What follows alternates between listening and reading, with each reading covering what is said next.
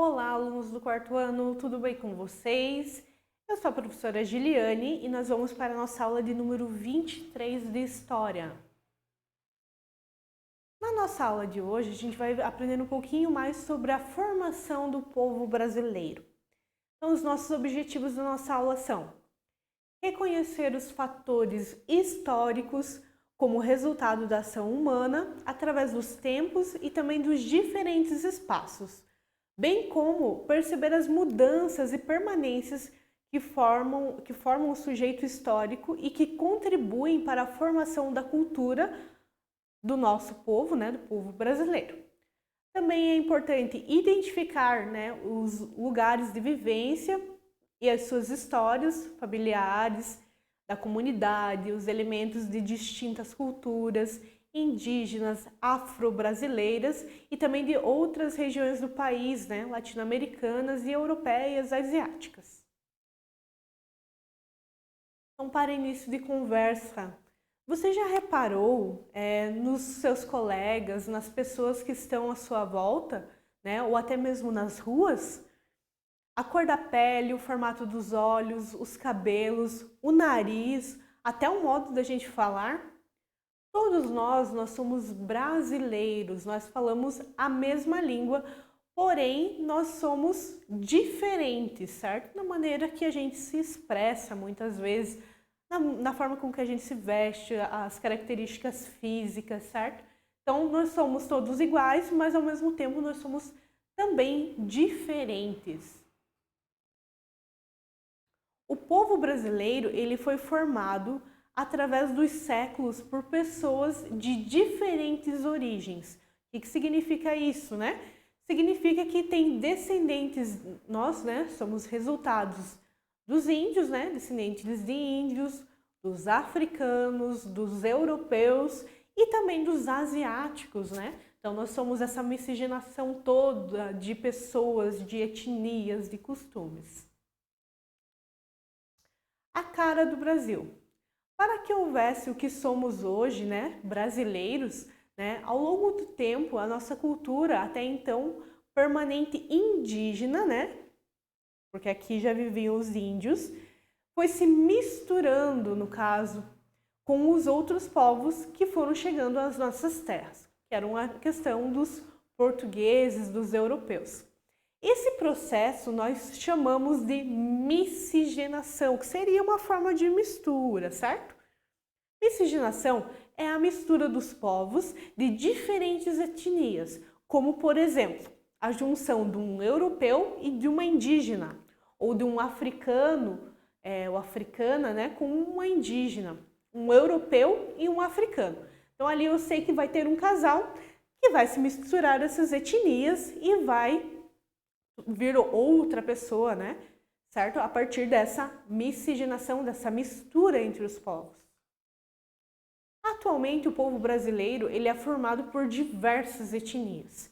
E é por isso que o nosso país ele é classificado como multirracial. Além de ser muito grande, tem muitas etnias, tem essa diversidade cultural. Vale lembrar que no início dessa mistura, deu-se primeiramente entre os portugueses e também os indígenas. E posteriormente foi chegando, no caso, os africanos, nos navios negreiros.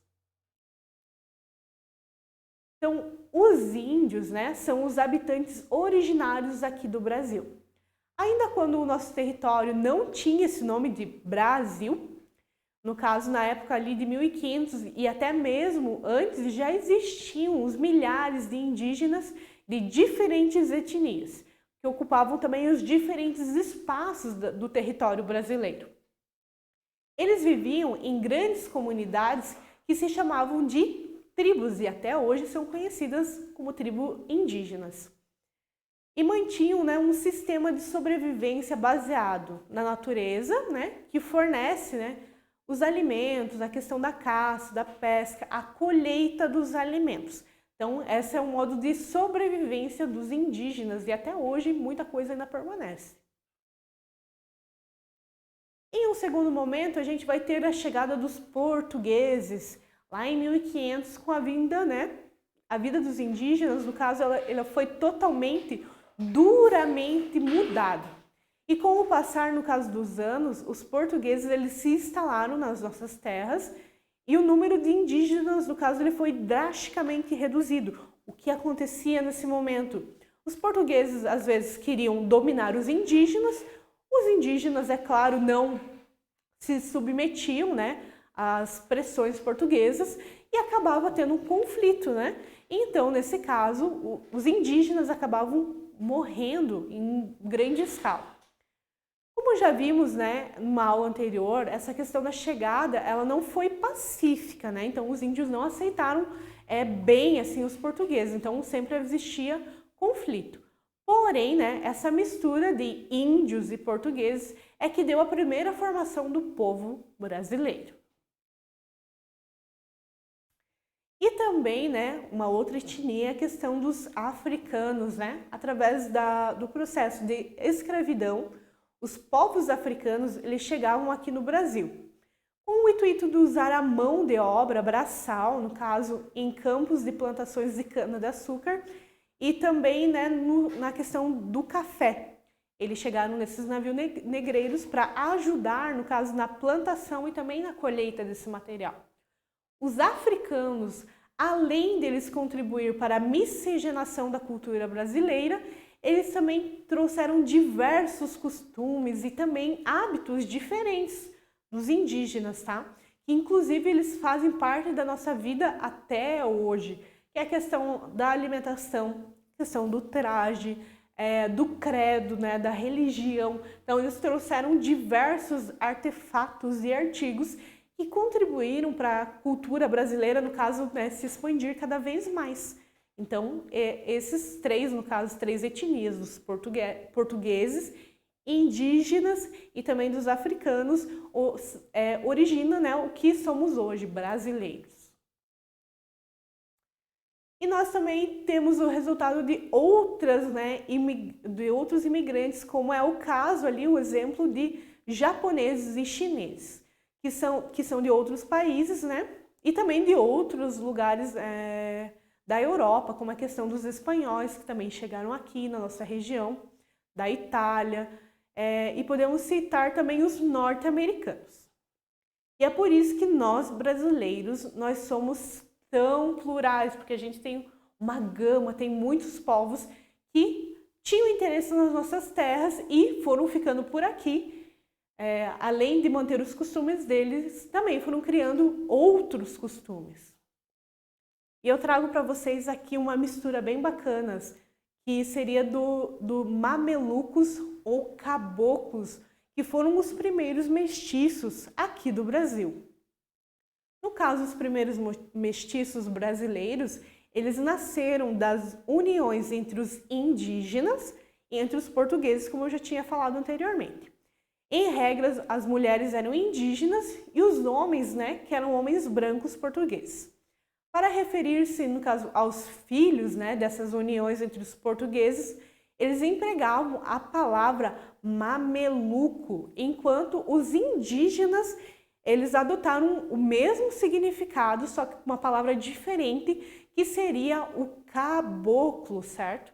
Seria o mesmo significado dessas uniões, porém com palavras diferentes.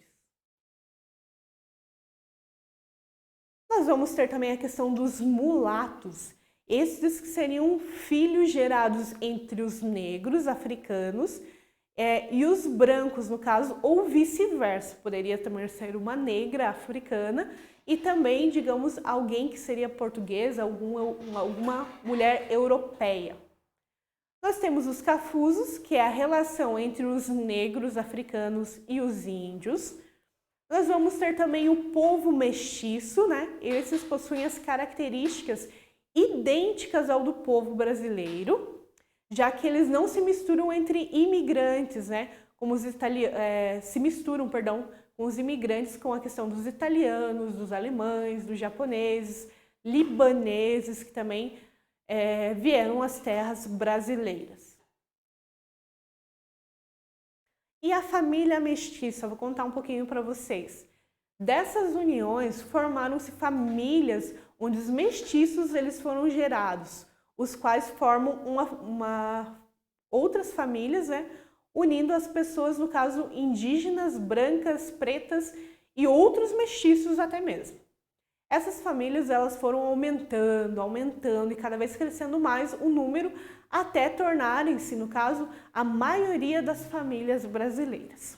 Etnias, nações, pátrias, elas surgem no caso da união dessas famílias, dessas misturas entre as etnias.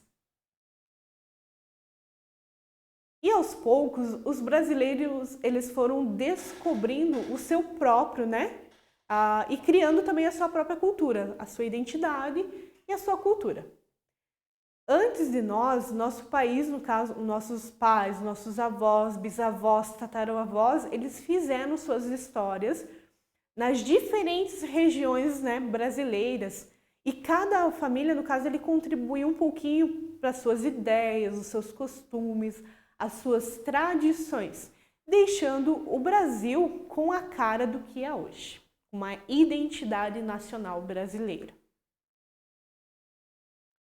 Nós vamos ter também, como o nosso país, a gente tem visto em geografia que é uma região grande territorialmente, dividido por regiões, né? A gente vai ter os Brasis. O que significa isso, professora? Isso mostra, no caso, a proporção do quanto a população brasileira ela é diversificada. Além dessa diversificação, né, tem a classificação do Brasil, que seria em Brasis, sendo a primeira divisão o Brasil crioulo, que são as pessoas que nasceram em engenhos, no caso nordestinos, e que são frutos do trabalho escravo. A gente vai ter a questão dos caboclos, que são considerados pessoas que nasceram da mistura entre os índios e também de outros mestiços na região norte do país. Vamos ter o bem famoso que a gente conhece até nas músicas, o sertanejo, que são as pessoas que foram trazidas pelos portugueses para trabalhar na açucareira, no engenho de açúcar, na pastagem do gado e no garimpo, e ali foram formando suas famílias.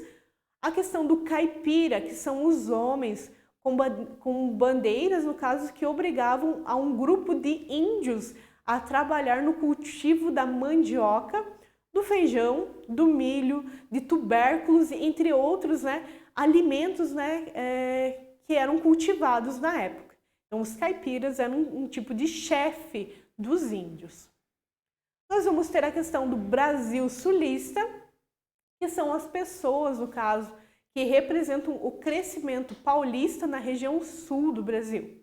Esses possuem heterogeneidade cultural, sendo descendentes de luso-espanhóis e também de índios, gringos, né? Pessoas estrangeiras que são de diferentes, né, nacionalidades, imigrantes italianos, alemães, os poloneses e também outras etnias que chegaram aqui. Pensando também, pessoal, nessa diversidade, nessa miscigenação de povos, é que devemos sempre respeitar o outro.